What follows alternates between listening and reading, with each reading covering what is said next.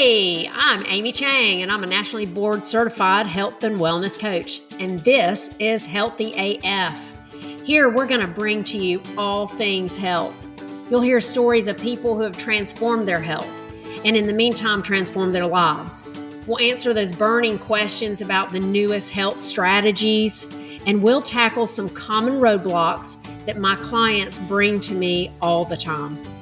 Lastly, we're going to talk to some practitioners who will bring to you different modalities that they're passionate about and how you could benefit from using those. So buckle in. We're going to be inspired, instructed, and have a little fun with Healthy AF. Hey there, everybody, and welcome to Healthy AF. I am so excited today. I'm here with Addams. She's an estate attorney here in Wilmington with Kohut, Addams, and Randall. And we're here to talk about my most favorite, very passionate topic, healthcare power of attorneys. Do you know what they are? Do you know how they're used? How do you get one? Why do you need one? How it affects your care in healthcare, how it affects your care provider's mental health, and also your family's mental health. So welcome to Healthy AF, Abby Addams. Thank you so much, Amy. I'm so happy to be here. As you mentioned, I'm an estate planning attorney here in Wilmington. I've been doing this for about 7 years when I started working with my law partner, Paula Kohut in Wilmington. And I love it. I'm originally from Michigan, and I moved to North Carolina about 12 years ago because my husband got a job, and I was practicing with a just general civil firm for a few years. What drew me to estate planning really is helping families. My mom was actually a nurse, and I grew up in a small town, and she would get calls all the time at home from neighbors and friends saying, "Hey, this is going on. What does this mean? What is going to happen next?" And I just really envied or admired that she was able to help people through these issues and concerns with practical explanations and to calm them down. And so that's what I hope to do with my clients as well. I really like, in general, we draft the same documents for most folks: a will, the financial and healthcare powers of attorney, HIPAA authorizations, and living wills. But each family is so different.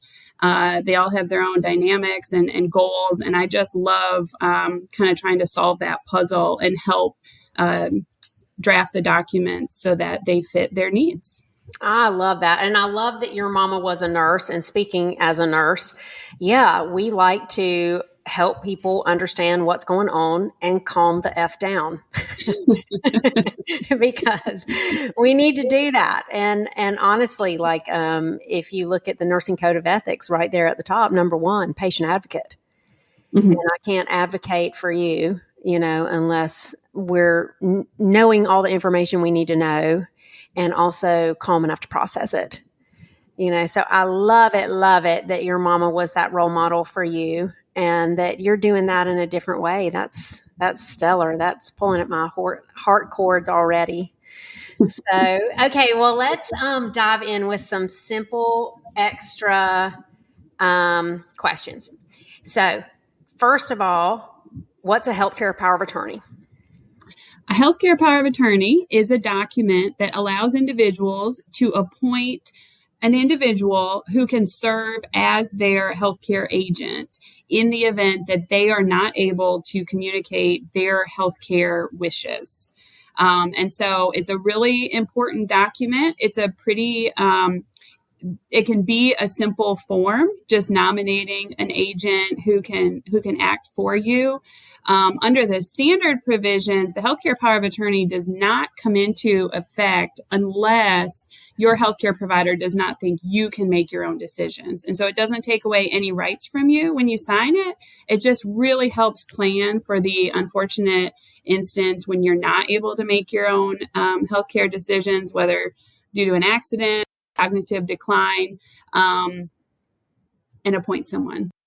So let's stop sign that right there and get real specific for people, because I think typically if I think healthcare power of attorney, or if I speak to someone about healthcare power of attorney, we think, oh well, if I have a massive stroke and I'm a vegetable, and I mean yeah, that would apply, but also what are some of the others, like tiny, like maybe I'm under anesthesia. Exactly. Yep. Well, and like I said, you've been in a car accident and you come in and you have a concussion, or, it doesn't have to be a long-term inability to communicate your healthcare decisions. It can be an instance, um, you're under anesthesia, you're having a minor surgery, or I don't know. Sorry, I don't have much, but it can be just a short instance, or you've lost capacity and you're not able to make those decisions for yourself any longer. Yeah, I love that because, as a 50-year-old, fairly fit, healthy woman, things can happen. Exactly. And we represent a lot of families, a lot of individuals, and you just don't know. We have old sick folks that pass away, and we have young fit folks that have issues as well. And you just never know when you need these documents, and the time when you need to think about and get these documents in place is now, when there's not a crisis, because at the time the crisis is happening, it's going to be a mess. And our main goal really is to prevent any fighting among family members, with staff or anyone, and to make sure that what you want is followed. And really, you got to plan ahead to get these documents in place so that you're ready when and if you need it. It's almost like what I told my children about birth control. We need to talk about birth control before you're thinking about having sex, because if you're thinking about having sex, we have missed our window. Okay. Yes. And we're going to be having some sex before we have sealed the deal on the birth control. Yeah, so exactly. It really is. I heard another mom say she was talking to students actually about sexually transmitted diseases and birth control and safe sex. And she was like, it's like talking to your parents about college. You talk to your parents about college and what you want in your college experience long before you ever put in the applications. Yep. And so it's kind of that thing. Like, we need to be talking about our healthcare power of attorney, what we want done, who we want to have it done, making sure it's legal and rock solid, and, sharing about that long before we need to pull that document up and somebody needs to take over control for you. Exactly. And I think that it's important that you really think about who you should name as the healthcare power of attorney or as your healthcare agent. And it should be someone who really understands what you want. Would you want to be kept on life support if you were brain dead? Would you want a feeding tube?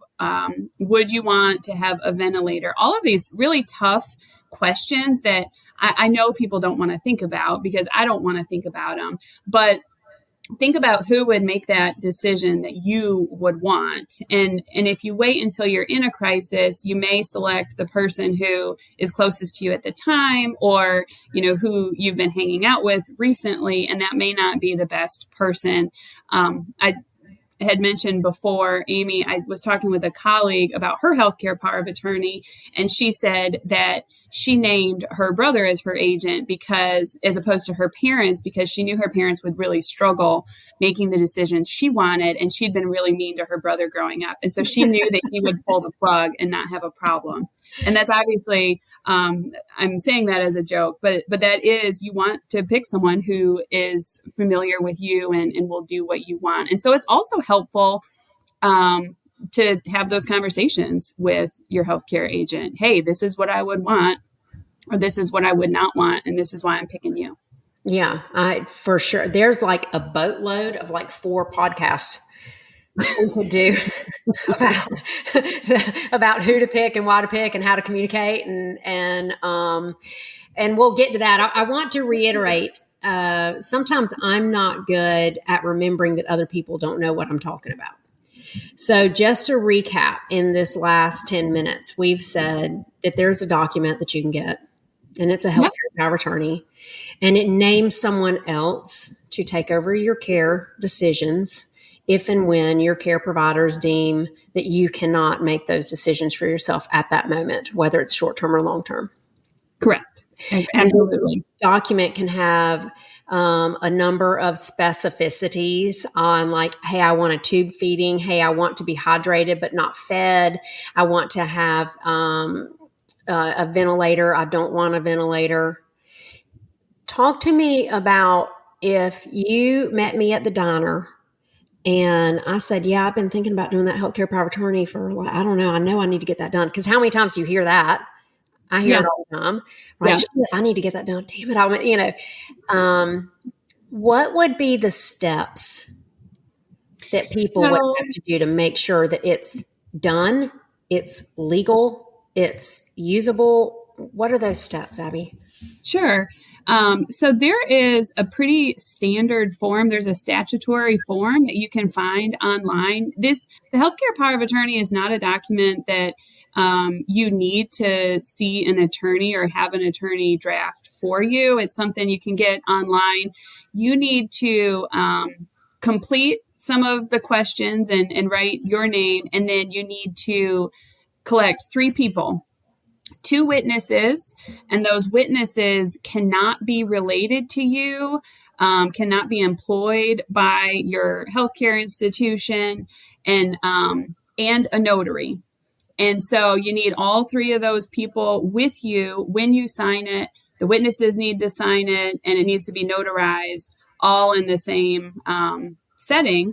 And then we recommend that you make a few copies. You give one to your healthcare providers. You give maybe one to your healthcare agent. That's not required, but it may be helpful. And then you have some copies at home as well. So does this document not have to be recorded? It does not. No. Okay, right. The North Carolina, I believe it's the Secretary of State, has an online database where you can upload it. Huh. I've never used it, and it's not something that we necessarily recommend because I think the idea is that then healthcare providers maybe can search that directory to see if you have a healthcare power of attorney. When you upload it, you have a password. And what we find, we just try to make things foolproof. What we find is that clients may forget their password. They may update it, their healthcare power of attorney, but not remember to update it with the registry. And so I just wanted to mention that registry is available, but it's not required. And the healthcare power of attorney isn't recorded anywhere, unlike a financial power of attorney, which may be recorded with the registry of deeds at some point. Okay, fantastic. So I'm going to give that back to you.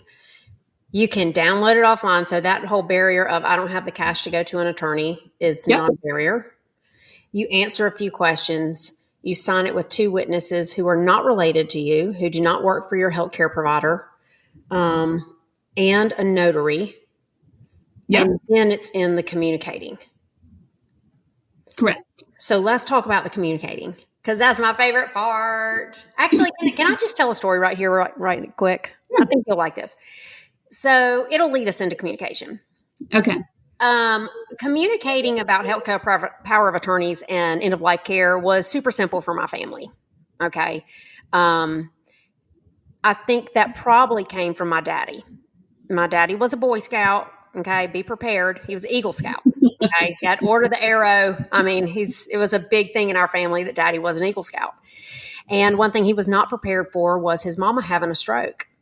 So his mama had a stroke. They weren't like super extra close anyway, right?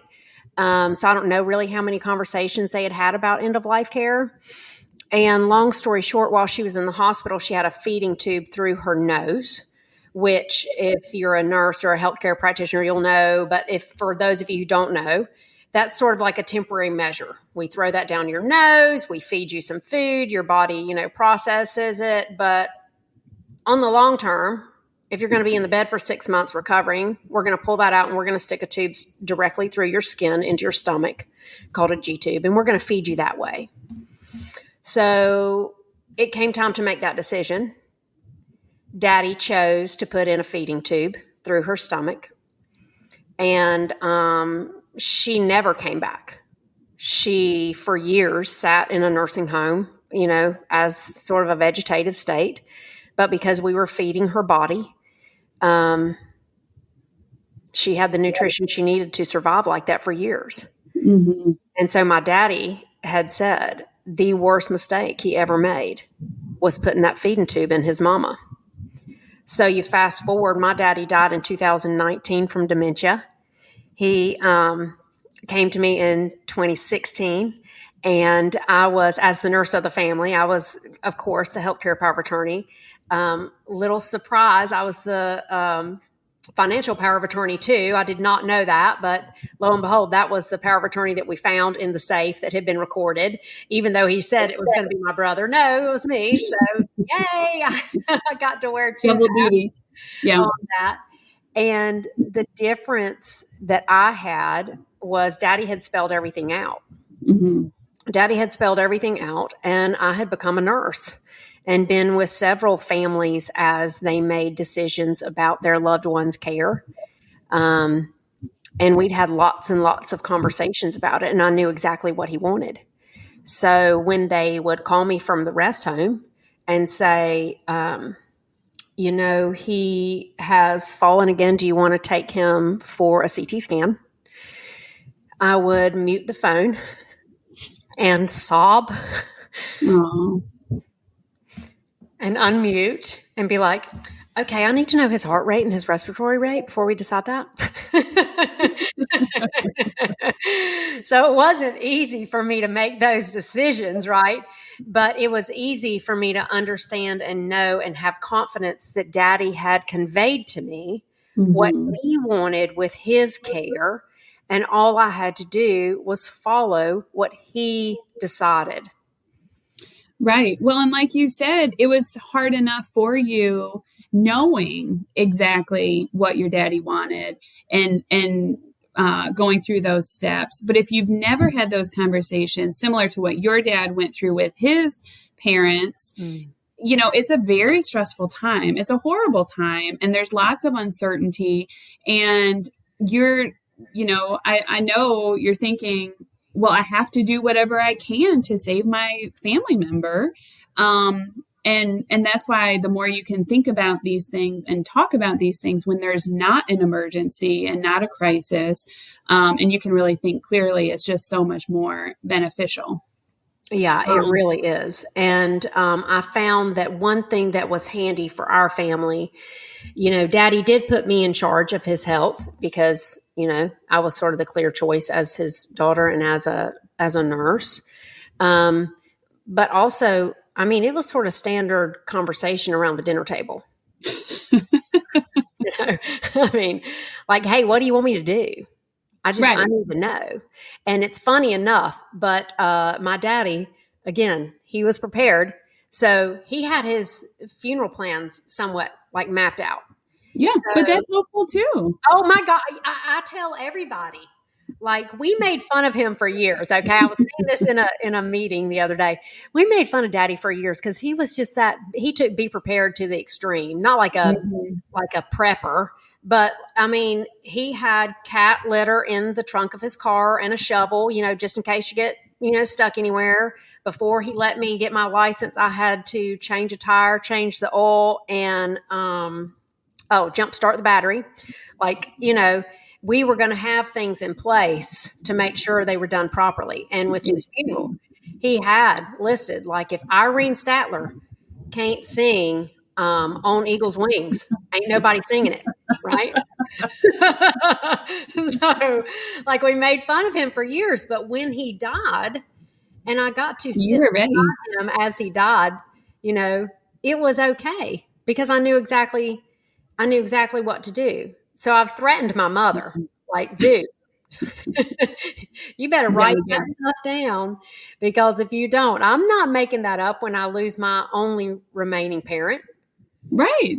you know? We've had clients who have brought in detailed lists like that, including the menu that they want served Oh, at wow. the funeral luncheon. So some people are know exactly what they want, and it's good. They should give us some guidance because no one else may know.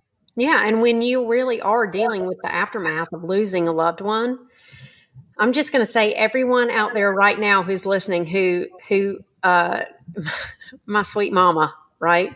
She's like, "Well, I don't know. Well, I don't know if I should have it at that. I'm not sure." I'm like, "Lady, don't put me through it."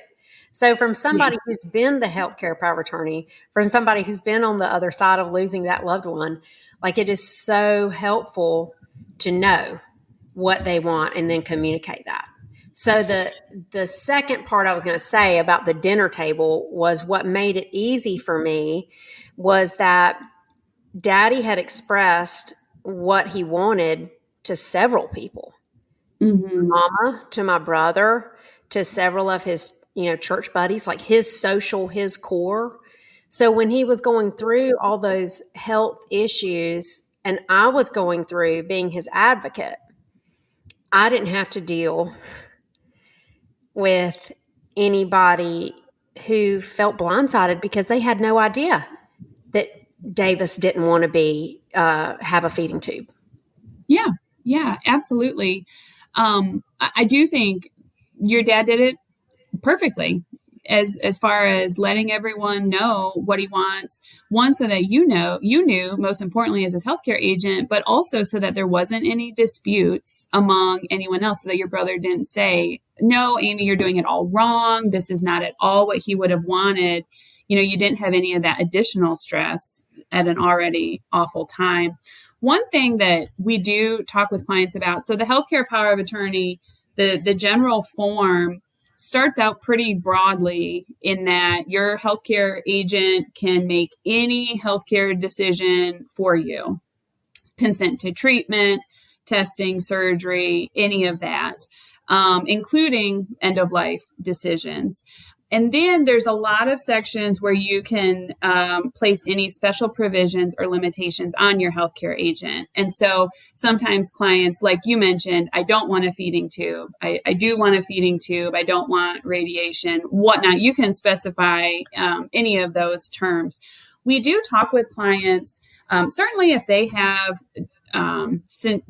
deeply personal or religious beliefs that they want followed, we put them in, no question. But we do kind of caution against getting too specific in the healthcare power of attorney because we do want some flexibility in the event something comes up that we're not ready for.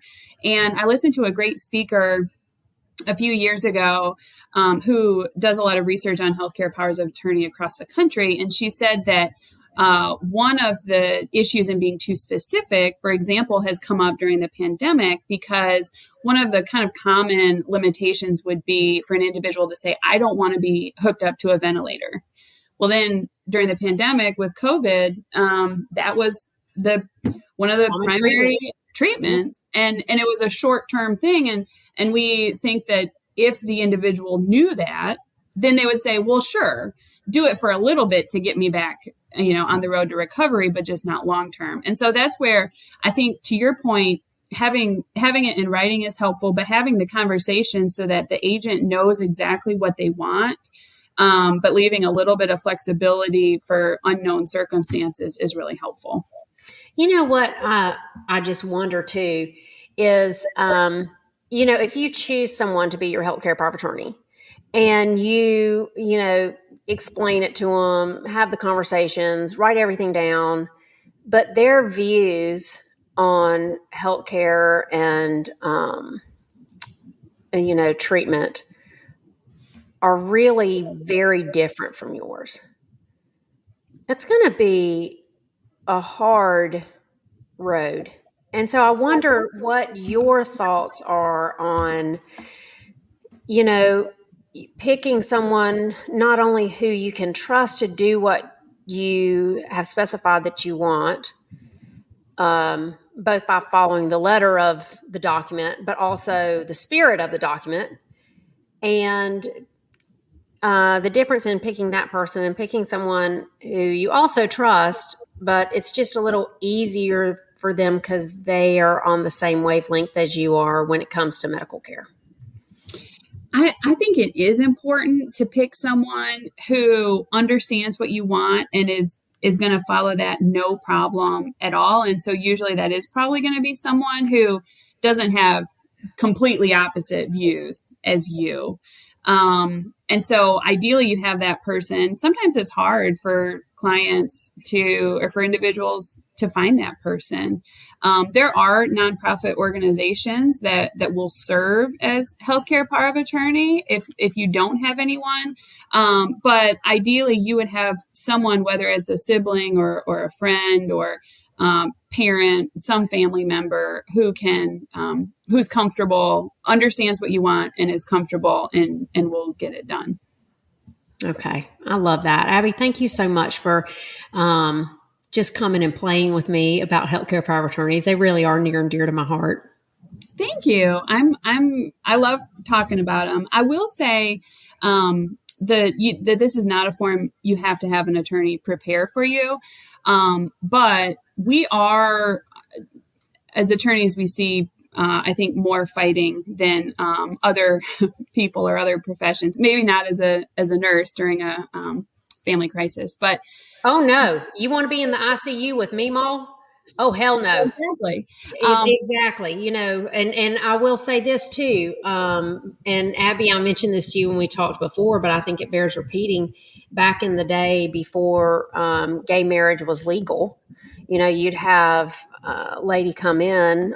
I remember one patient we had, and she was in liver failure and sort of chronic back and forth, and we were looking for transplant for her, and she had a partner that had been her partner for 20 some odd years, and the estranged daughter finally came, and when she did, that partner who had been with her for 25 years had to go, and it sucked.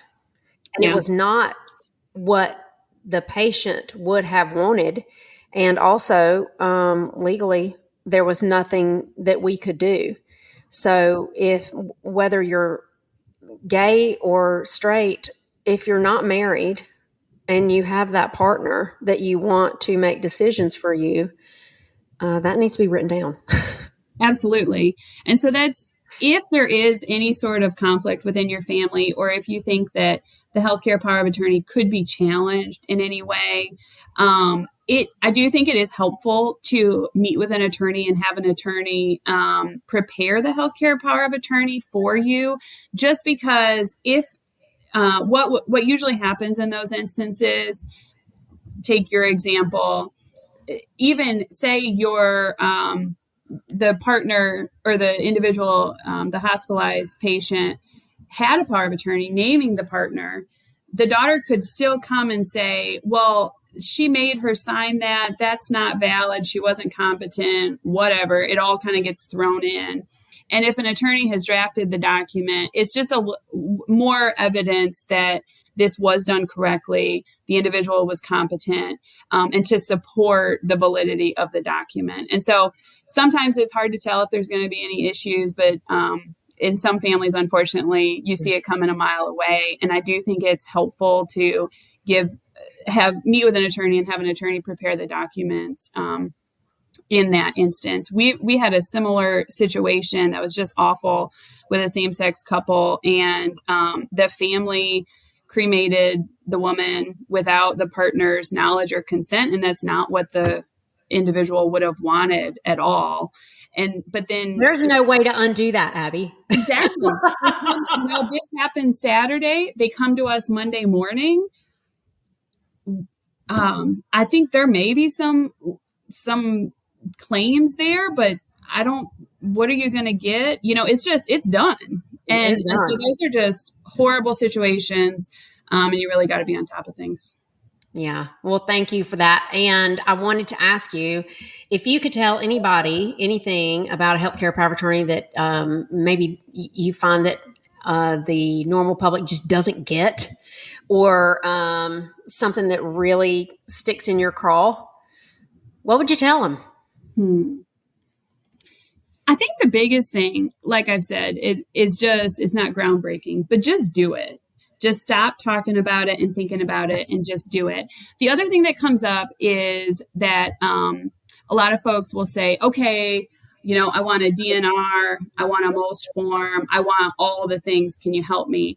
And those documents are done with your healthcare provider. Attorneys, those aren't. And I don't think those are probably forms that you can find online. But so the healthcare power of attorney is the only thing that you do without the physician, and the living will and the HIPAA authorization. So, yeah. Okay. Well, good. Thank you so much. I love it that your mama was a nurse. Just had to throw that in one more time. I know. So I'm going to put in the show notes where people can complete that form, the downloadable. Yeah, let me find you one. It's in the statute, but it's not like super printable. But there is. I'll get you one. Okay, great. So if you're listening and you're finally going like, well, I guess I really do need to do that. Remember that Chinese proverb, the best time to plant a tree was 20 years ago, second best time now. So we'll put in the show notes the link. We'll put in the show notes contact information for Abby, because these are really things that you want to make sure you got rock solid and can feel good about. And I guess that's it. That sounds great. That's it. All right. Financial powers of attorney really cause all sorts of problems, or are super, super beneficial and cause all sorts of problems without one. So, let's do part 2. Yeah. Let's do part 2 on financial power of attorney, because I will say too, I had some confusion. Okay, this will be the intro to part 2. When I was taking care of all of Daddy's stuff, I really had some confusion over should I be the joint owner on the bank account, or should I be the part? How do I need to structure all this? What's going to happen when he dies? Do I still have access to the money to pay for the rest home and the this, that, and the other? There are a lot of questions. And a lot of times people are more heated up over Meemaw's money than they are over whether or not she's buried or burnt up. Yep, exactly. Well, and usually those people who are real interested in Meemaw's money are also the one who are like, pull that plug, let's go. That's right. I love that. Let's roll. She's dirt. Yep. I've already got plans of how I'm spending this. Yeah. It's like a tax refund. It's spent before it ever comes. I know it is. But there's just been so much fraud with them and misuse, and it just is a mess. So, well, you know what? People sometimes don't understand, as a health coach, we talk finances. Because if you think your finances and your financial stress doesn't affect your health, you are smoking a crack pipe. Yeah. So that would be we would love to do that. Let's just do part 2. Yeah, sounds great. Okay. All right. Well, Abby, have a great day. And everybody listening, thanks for being with us. Make sure you hit the show notes and grab what you need and get that healthcare power attorney. Talk to your family about it. Give it to your doctor. Give it to your healthcare power of attorney chosen person. You might even want to hand it out like lollipops on Halloween. Make sure everybody knows and you can take care of yourself. Y'all have a great week.